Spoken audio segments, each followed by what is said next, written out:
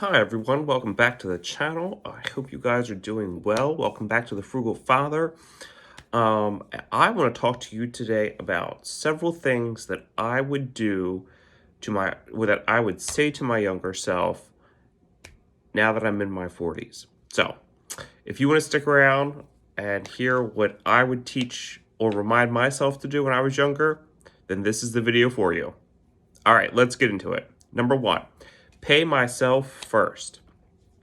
When I get that first paycheck, either as a part-time or a full-time job, I would you already have to set up direct deposit. So I would make sure that I set up, most places you can split your paycheck at least twice. So you can fill out your main direct deposit where your check is going into a checking account.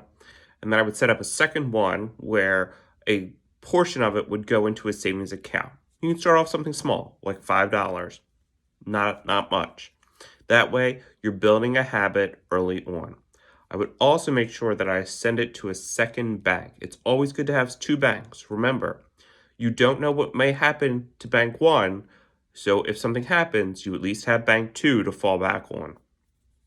All right, number two, invest in your 401k or retirement plan at work. Automatically do it. A lot of companies nowadays are automatically enrolling you in, a 3 or a 5%. If they don't, at least start out with 1%. Always make sure that you're, thinking about your future self. So again, if you do these things up front day one, you're not even going to know that that money is gone. So, and always make sure that you take care of that employer match and look into the plan. Okay, just because I say auto enroll doesn't mean you need to look in that plan first and see what are the expenses, what are the terms, what's the investment period, what is the company match, up to what percentage. So really do your research up front. Um, and if it makes sense, absolutely get in there and do it because again, it's that consistency, it's that habit that you'll already have and you can take that money with you. So remember, if you move jobs, make sure you take your 401k or retirement savings plan money with you. Either you can roll it over into a new retirement plan or you can roll it into an IRA account. All right, number three is to live below your means. If you were struggling, if you went to college, or if were working, um, working at first, and you just didn't have a lot of money, and you finally got that better paying job, that's okay. But still remember to live below your means, so you can store away as much money as you can to buy your first place, or if you're looking at to pay off debt, whatever it is, but live below your means. It's okay that, you are just, buying ramen noodles or you're just eating fruits and vegetables or whatever it is that's not costing you a ton of money. You don't have to go out and buy the nice clothes right away. You don't have to go out and buy the nice furniture right away. Whatever it is, try to hold off and be as frugal or cheap, if you want to say, as you can. But just live below your means. Next one is to get roommates. So if you've moved out of the house and, you want to live on your own, I think that's great. But get roommates. Don't sit there and struggle with that, $1,000 plus rent payment or mortgage payment or whatever you have. Get those roommates. Have them help you pay for that, pay that rent. You can rent out rooms, whatever it is to keep those costs down. So really think about getting a roommate or two or three. And plus it's great for socialization.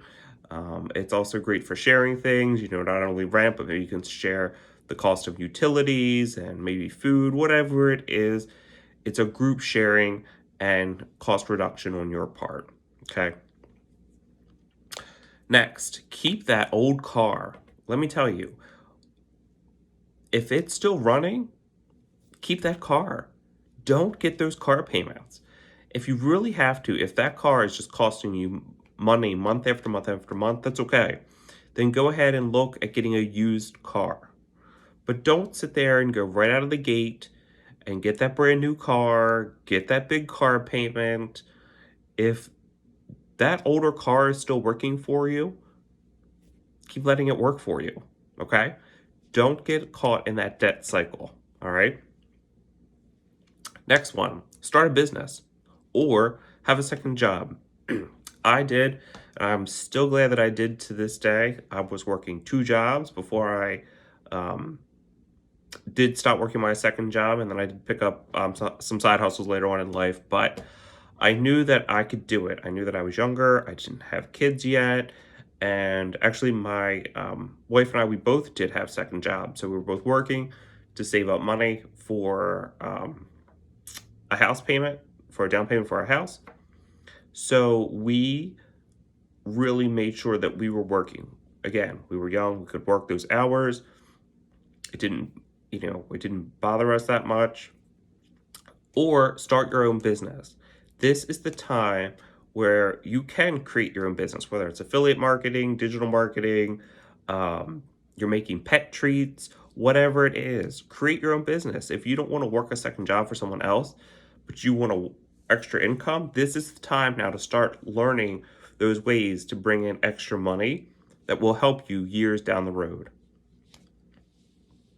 Next, read one financial book a year, okay? Whatever field you're in, read it, because you have to learn a lot about finances. It impacts your life every day, from saving at a grocery store or gas station to all the ins and outs about a mortgage, about a house, about actually investing. So read one financial book a year, okay? Next, learn to say no. No, I'm not going to go on that group vacation to Florida. No, I'm not going to go on this fantastic ski weekend. No, I'm not going to go to one concert a month with everybody. It's okay to say no. Not no for everything, but no for some of the bigger things. So remember, your goals, okay? Your goals are your goals, and you need to stick with them, okay? If everybody else wants to either get in debt or can't afford to do it, that's great. But remember your goals. So saying no to some things is okay, because you're still able to say yes to some things.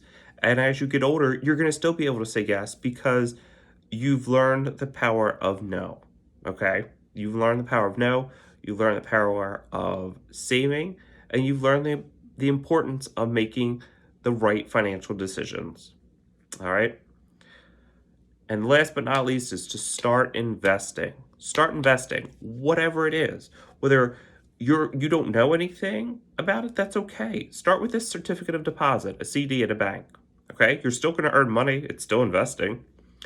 You could do bonds. Then you can move into other things like mutual funds or index funds or stocks or bonds or whatever it is, precious metals, crypto, whatever you want to, as long as you've done research or got yourself a financial advisor, but start investing. That magical power of a compounded interest is a real thing, okay? So educate yourself, learn about investing. These are all things that either I did when I was younger, or started to do, or wish I did when I was younger. So, what are those things that you wish that you did when you were younger? Put them in the comments below. Like, share, subscribe to the channel.